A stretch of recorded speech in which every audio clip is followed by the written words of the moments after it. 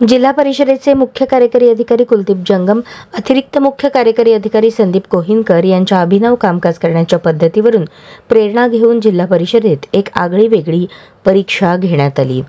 जिल्हा परिषद बांधकाम विभाग 2 अंतर्गत नुकत्याच रुजू झालेल्या कनिष्ठ अभियंता यांना नियमानुसार मोजमाप पुस्तिकेचे अधिकार द्यावयाचे होते, तशी मागणी उपविभागाकडून करण्यात आली होती। त्या अनुषंगाने करमाळा, माळशिरस, पंढरपूर, मंगळवेढा, सांगोला येथील कनिष्ठ अभियंत्यांना 20 मे रोजी कार्यकारी अभियंता जिल्हा परिषद बांधकाम विभाग क्रमांक 2 या कार्यालयात बोलावून घेतले होते।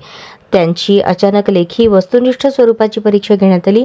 लेखी परीक्षेचे स्वरूप हे मोजमाप पुस्तिकेच्या अनुषंगाने कनिष्ठ अभियंता यांना असलेल्या ज्ञानाबाबत होते।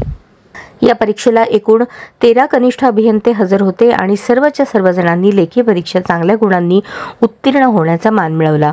त्यामुळे या उत्तीर्ण कनिष्ठ अभियंता मोजमाप पुस्तिका लिहिण्याचा अधिकार कनिष्ठ अभियंत्यांना त्यांच्या दर्जाप्रमाणे देण्यात आला। अशा प्रकारची अचानक आणि अभिनव परीक्षा घेण्याची जिल्हा परिषदेच्या इतिहासातील ही बहुधा पहिलीच वेळ असावी। ज्या कनिष्ठ अभियंत्यांची सेवा 2 वर्ष किंवा त्यापेक्षा कमी झाली असेल, अशा अभियंत्यांच्या ज्ञानाची चाचणी करण्याचे अधिकार कार्यकारी अभियंता यांना आहेत आणि त्याचाच वापर करून कनिष्ठ अभियंत्यांची ही प्रथम चाचपणी करण्यात आली।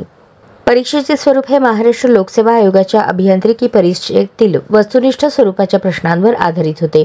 ही परीक्षा पार पाडण्यासाठी विठ्ठल मलपे, परशुराम बिराजदार, चेतन भोसले यांनी तसेच बांधकाम विभाग 2 मधील कर्मचाऱ्यांनी परिश्रम घेतले।